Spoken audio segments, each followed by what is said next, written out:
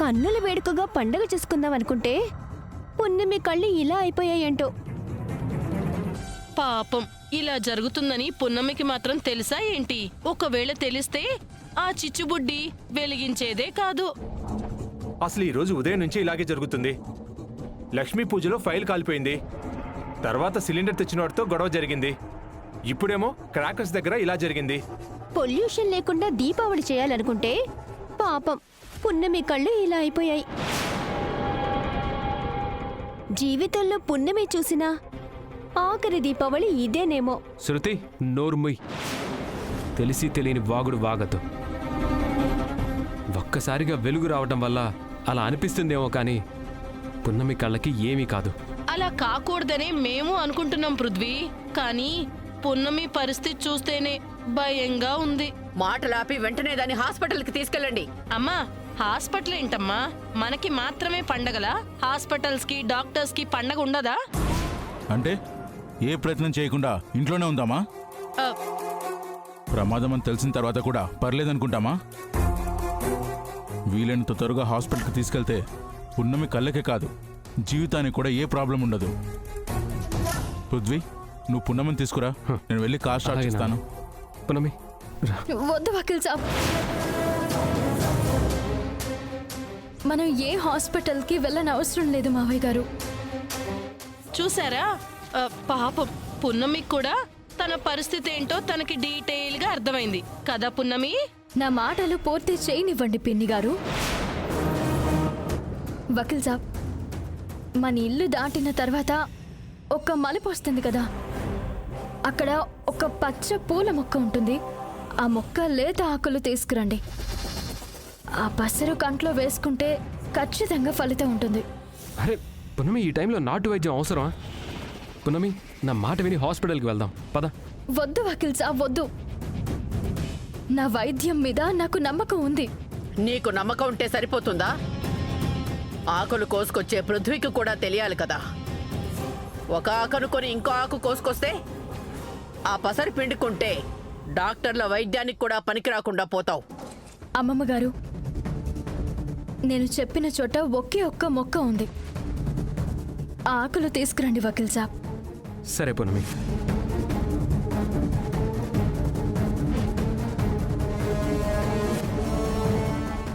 పృథ్వీ పుణ్యం వచ్చిన మొదటి పండగ కదా, అంగరంగ వైభవంగా జరుగుతుంది అనుకుంటే అడుగడుగున గండాలే ఎదురవుతున్నాయి.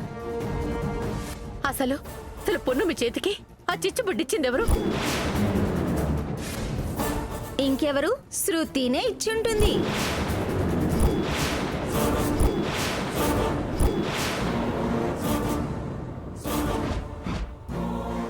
నువ్వు కావాలని ఇదంతా చేశావని నాకు తెలుసు శృతి, చెప్తా. నేనేదో కావాలని ఇచ్చినట్టు మీరందరూ ఎలా అంటున్నారేంటి? పున్నమి ఒకటి వెలిగించిన తర్వాత చేయి చాపితే అక్కడే ఉందని ఇచ్చాను.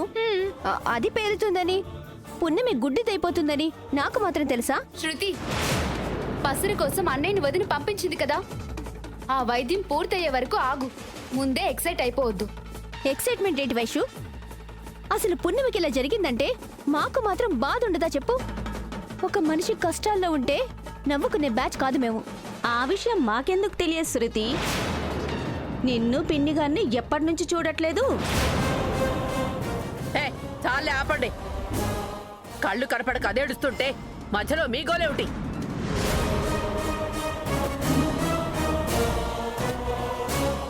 పున్నమి, నువ్వు చెప్పిన ఆకులు తీసుకొచ్చాను. ఏవే వకీల్ సాబ్, వీటిని మెత్తగా నూరి ఆ పసరు తీసుకురండి. సరే పున్నమి. నాకివ్వు పృథ్వీ, నేను తీసుకొస్తాను.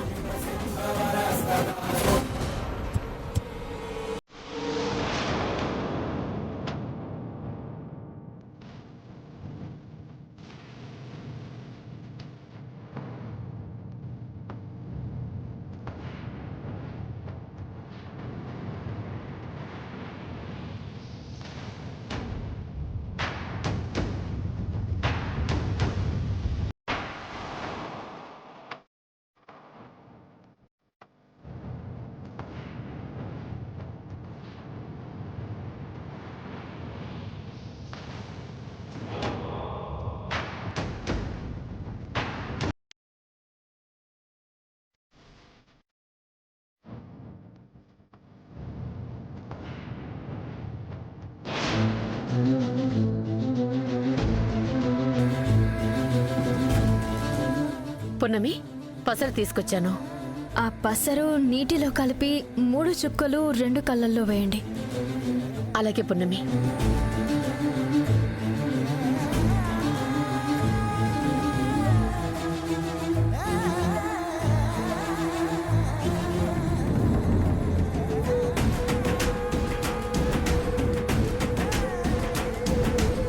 పునమి ఒక్కసారి కళ్ళు తెరుస్తావా? కనిపిస్తుందా?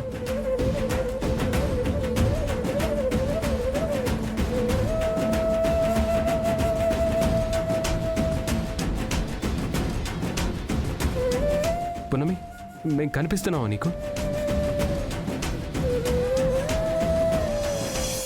మేము కనిపిస్తున్నావా నీకు?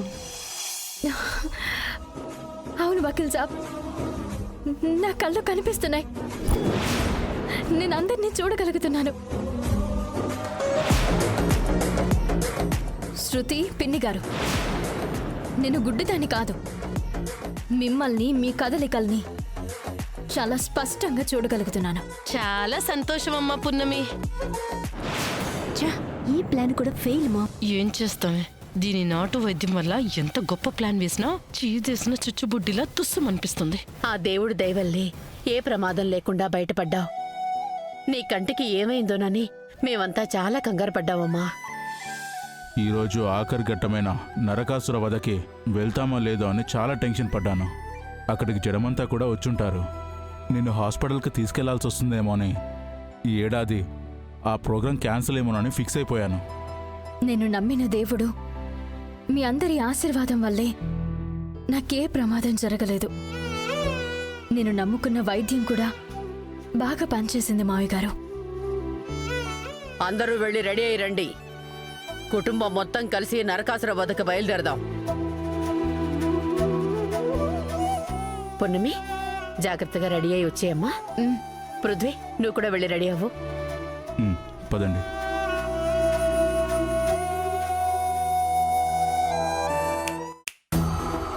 ఆగండి.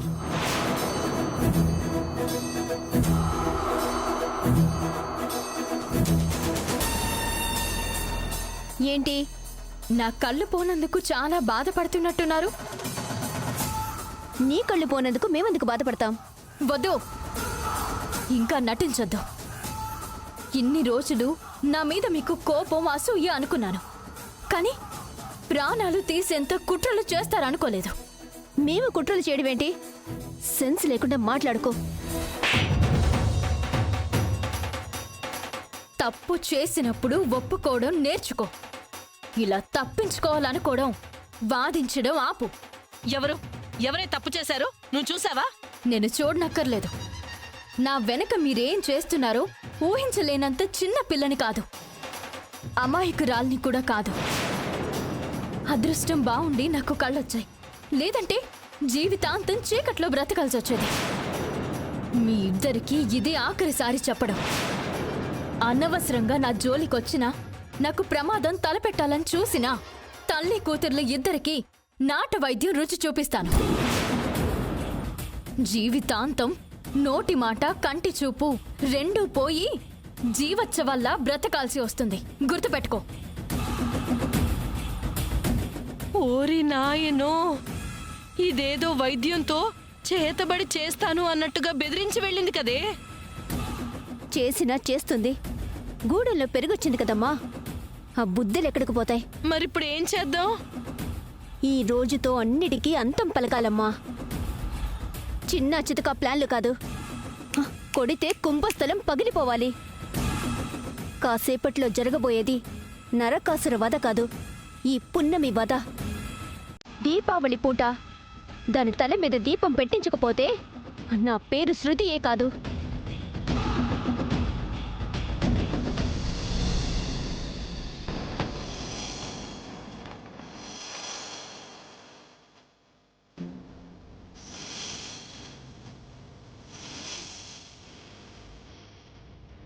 నమస్కారం అమ్మా. నమస్కారం గారు.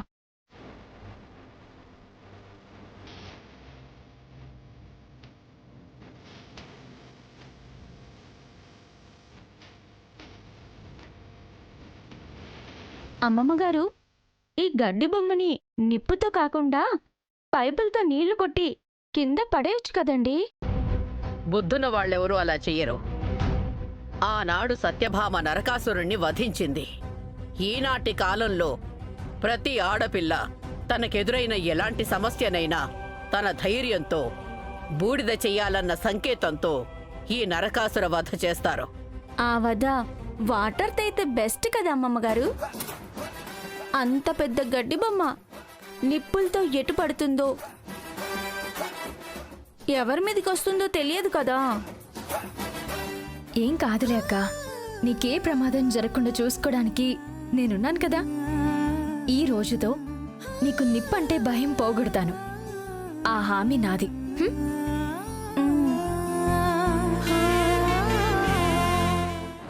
దీని ప్రాణాలకు ఒక గ్యారంటీ లేదు కానీ ఇది ధైర్యం చెప్తుందమ్మా. వాళ్ళు ఎక్కడి వరకు వచ్చారో కనుక్కోవే.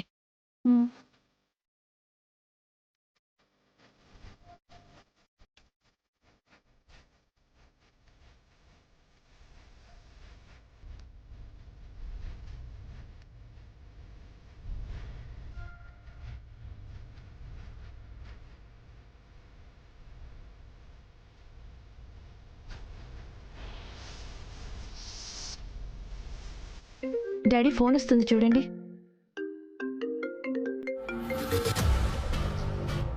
ఎక్కడి వరకు వచ్చారండి మీరు? శృతి, మేము దగ్గరలోకి వచ్చేసామమ్మా. ఓకే.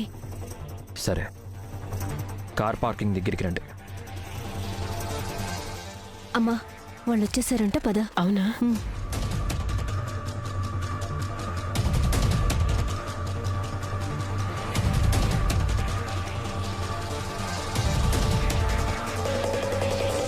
ఎందుకు ఫోన్ చేసి అర్జెంటుగా రమ్మన్నావు? ఈ రోజుతో పున్నమి అనే ప్రాబ్లంకి ఫుల్ స్టాప్ పెట్టాలి అంకుల్. దాన్ని భరించడం మా వల్ల కావడం లేదు. మీరేం చేస్తారో తెలీదు. ఆ గడ్డి బొమ్మతో పాటు ఆ పున్నమి కూడా బూడిదైపోవాలి. మేం కోరుకున్నది కూడా అదే శృతి. దీపావళి రోజునే దాని దీపం కొండెక్కితే జీవితంలో ఈ పండుగని మర్చిపోలేం.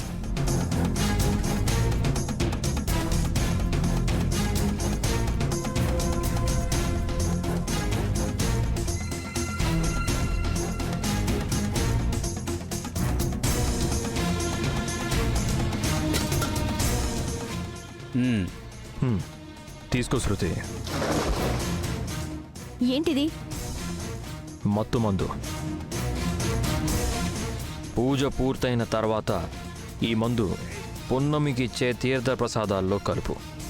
అప్పుడది స్పృహ లేకుండా పడిపోతుంది. దాన్ని గడ్డిలో చుట్టి ఆ బొమ్మ దగ్గర పడేద్దాం. నిప్పు కణిక ఒక్కటి పడితే చాలు, బగబగమని మండిపోతుంది.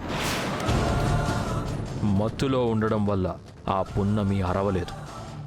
ఇది ఎక్కడుందో వెదికేసరికి ఎముకలు కూడా మిగలకుండా మాయమైపోతుంది. సూపర్ అగ్నిదేవ్ గారు. మన చేతికి మట్టంటకుండా పున్నమి ప్రాణాలు చీకట్లో కలిపేస్తుందన్నమాట. అవును శృతి, మత్తు మందు ఇవ్వడం వరకు మీ పని, ఆ తర్వాత దహన సంస్కారాలు మా పని. తొందరగా వెళ్ళండి. పదమ్మా. అమ్మా, పూజ ప్రారంభిద్దామా? అలాగే పంతులు గారు, కానివ్వండి. పృథ్వీ, రానన్నా.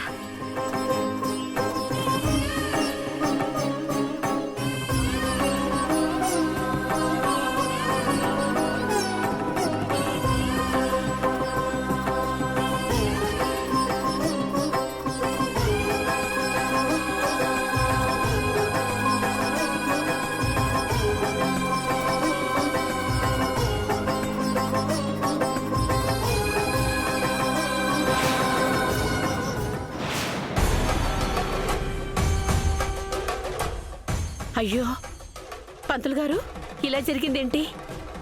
అశుభం ఏమైనా జరుగుతుందా? అలాంటిదేం జరగదమ్మా. సరే పున్నమి, పద.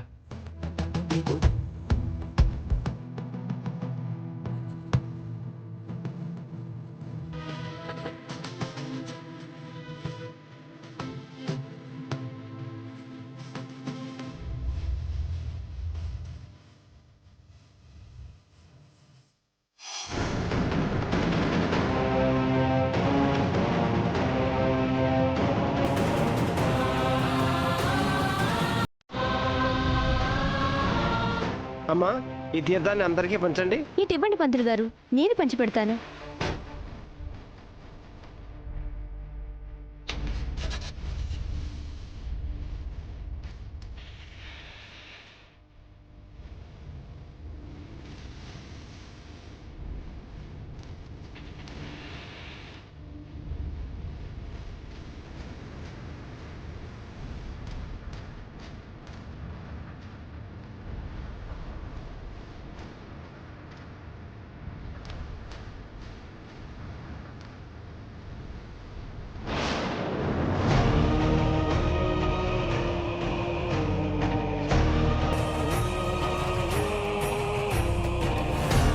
ఆ గిన్నె పట్టు.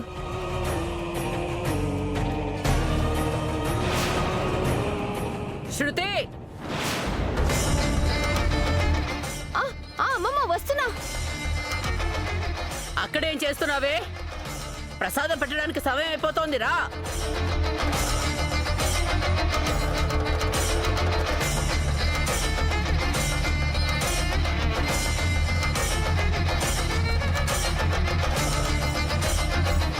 ఏమండి, మీ మొహం నాకు కనిపించట్లేదండి. నేను కనిపిస్తున్నానా? లేదు భాగ్యం, నాకు కూడా ఏం కనిపించడం లేదు. అయ్యో, మీరు లేకపోయినా ఇక్కడ జరిగేదంతా చూపించాలనుకుంటే సిగ్నల్ రావట్లేదండి. పర్లేదులే భాగ్యం. పర్లేదేంటండి, జరిగేది మొత్తం మీరు చూడాలి. ఉండండి, సిగ్నల్ ఉన్న దగ్గరికి వెళ్ళి కాల్ చేస్తాను. సరే. ఈ పండగ పూట పున్నమి దరిద్రం వదలబోతుందన్నమాట. అవునమ్మా, మనకి వాళ్ళు సాయం చేయడం వల్లే ఈ పని సులువవుతుంది.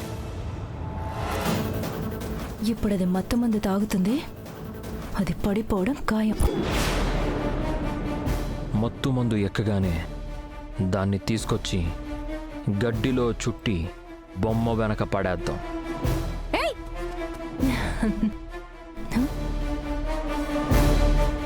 ఎంత పాపానికి ఒడిగట్టారా? మీరసలు మనుషులేనా?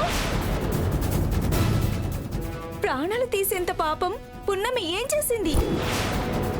మీ సంగతి ఇలా కాదు. ఇప్పుడే మా వాళ్ళకి చెప్పి మీ అంత చూస్తాను. చెప్తాను. పట్టుకో. ఏయ్, ఆగవే.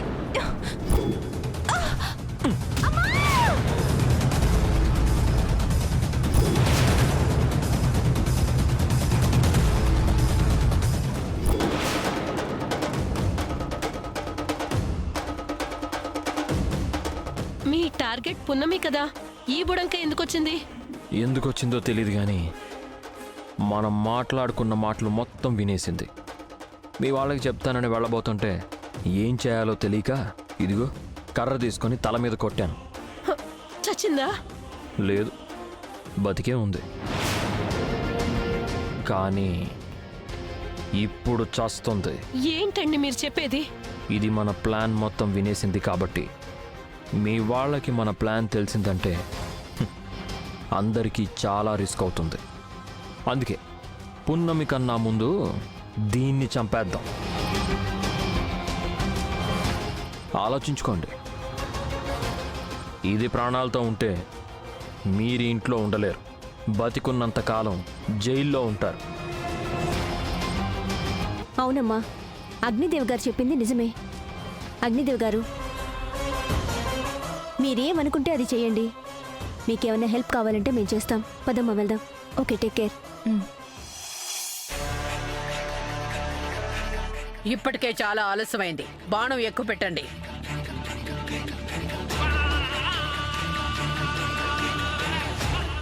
భాగ్యం ఇంకా రాలేదేంటండి? రాలేదా? ప్రకాష్కి ఫోన్ చేసి వస్తానని చెప్పెళ్ళింది. ఇంకా రాలేదేంటి? వస్తారులే, కంగారు పడుకో. డాడీ పట్టుకోండి, ముందు దీన్ని ఇక్కడి నుంచి తీసేయాలి. సరే, పట్టు.